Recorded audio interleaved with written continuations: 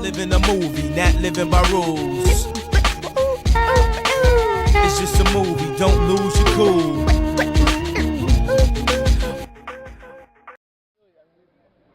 In the booth anyway, we make up a lot of stuff and write stuff. I was like, they want to come and write. And it's just, and then it's 8 guys goofing off, playing with action figures, trying to make each other laugh. My whole goal on the show, whenever I'm recording a voice, is to get Seth in that little box. I mean, the sound booth. He doesn't live in the box. He could live in the box.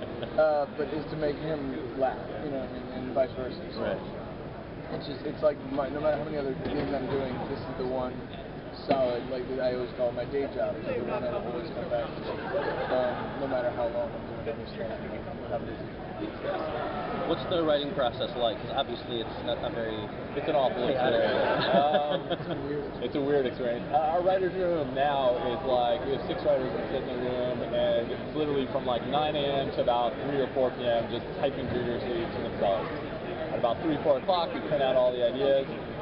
Seth and I now walk into the room and we'll tell people what we like and don't with our other 2 head writers.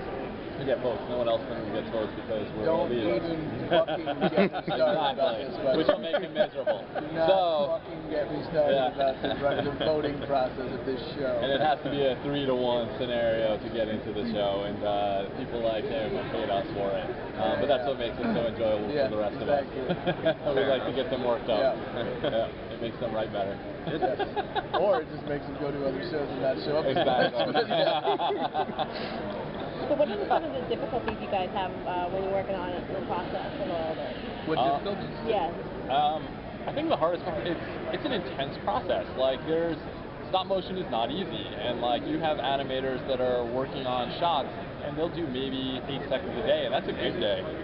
It's a very long, tedious process, and you're doing that at the same time on 17 stages, plus you're doing animatics and records at the same time while writing episodes for other ones. So we're working on everything all at the same time and jumping from thing to thing, and it's compartmentalizing and trying to remember what you're working on as you jump from the different departments. You have to approve a puppet, you have to jump to see the sets that are getting built, make sure the lighting's looking all right on the stages. It's a whirlwind of a day, and you start at like 8 a.m. and by 8 p.m. you don't know what's going on, and you're just like, okay, I'm fried. I gotta take a break. But yeah. And then creatively, it takes 11 months from when it's on the script to when it's actually a show. So you got to make sure that whatever you're pitching is going to be relevant. Sometimes you're gambling. So you're like, I really hope this Pacific Rim sketch will be good in a year. And then you're like, crapped out. But do you ever have to scrap sketches because of that? Because they're not topical anymore? Definitely. Again, once it gets animatic based, we cut more sketches. A lot of those end up on our DVD as deleted stuff. But yeah, it's really just what works. Because again, even if something's not relevant, if it just plays as funny, I mean, the biggest thing that we try to do is it's less about the property that we're playing with than the situation that we can put them in. We want to make it relevant for a viewer where it's just, people going to 7-Eleven. Part of the best fun is putting these absurd characters in mundane situations. Do you ever get pushback from any of the people whose properties you're making fun of? Rarely. If at all. Like, if anything, I think they see it as free paid advertising. Unless they don't. Yeah. Usually the ones who don't need it tend to push every now and then. When we first did the Star Wars sketches, that was the one where you're like, this is the most litigious property owner on the planet. Right. If we're going to get sued by anyone, it's going to be this guy. When we finally got the Emperor's Phone Call, we got that through, and then we heard George was actually showing it at a board meeting. Yeah, showing it like, at a board meeting. Oh my God, all right. Oh my God, we got through to it. That's amazing. So we've been really lucky with it. Yeah, and now we're on Toy Complex. Like, Mattel sends us a box every month. Nice. So, no complaints there. I have more He-Man toys than anyone ever needs to understand. Your wife might have complaints. Yeah, that's true. About that's that fact. Yeah. Do you have to go searching for rare toys sometimes to get the exact one you want for a sketch? We actually, up until this recent season, we had a guy's job who was to just find the toys that we needed. Right. It's becoming it's a lot easier now than it was when we started. eBay didn't really exist when we started the show. But yeah, it was someone's job to get that stuff. We'll give somebody else a chance. So do all the characters that you bring into the show, does that add a lot of time to the process itself? And if so, does it ever complicate your process? Not really. I mean, I would say, most of the time, whatever our idea is, we'll make it work. And if we can't find the toy, we will build the toy. We have a toy shop. in our a puppet shop in our building, and they produce probably about 120 toys a week. You know, it's our little sweatshop, if you will. But that's what these guys do, and they you know, these are the sculptors who built all the things from every other stop motion, you know, feature you can think of, are now just building toys for us that can move the way we need them to.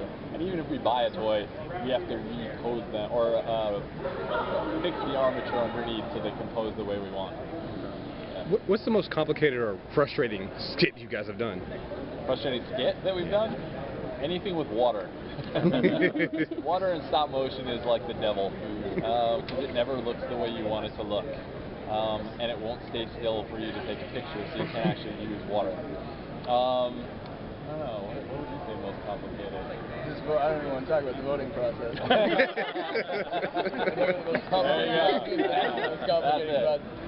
You write something where you're like, this is gold, and then you get 2 votes for it and 2 votes against it, so then you're now just getting into this filibustering lobbying situation. You're like, dude, you vote for it, you're doing the right thing, and then eventually, there are times I will literally walk out of the room. I will walk out of the room, or I will hit sets up at night, and be like, you didn't vote for that. You made a mistake today. Today was a bad day for you. Like, as far as society went, you let it down. You know. Like that. Right. Last question, guys. I got a question. I feel like y'all's most popular skit is the gumdrops, like the gummy bear one. Yeah. Where did that come from? And This is actually, it was Tom, but literally on the page, all it says was it was a gummy bear that's going to get trapped into this thing and scream her head off.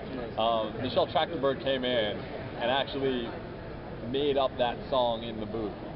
And it turned into this gold. Like, again, you never know what sketch is going to turn into something that's amazing. And again, it's that ad-libbing in the booth that, you know, is what Breckin does, especially as Boba Fett, that makes it, again, every department that we give it to makes it better. And, you know, passing it to Michelle in that case turned it into this beautiful gold mine. Yeah, I know people who have never seen the show, but they have know that that. YouTube. Yeah. They love that. Yeah. Yep. Anytime you guys tweet out to Michelle Trachtenberg, and she will love it and appreciate it. That one and the snuggle, like the fabric song Yeah. there? That's a Tom Root special. Yeah. That wasn't ad-lib. That was an uncomfortably written sketch that Anytime we all... it's creepy bears, it's Tom Root. We started to wonder about him after that sketch. He's a furry. All right, thank you, guys. Thank you very much. Have a good Thank you. Thank you very much. Get your act together. My life's a movie. I leave you in that act forever. My life's like a movie. My life's like a movie. My life's like a movie.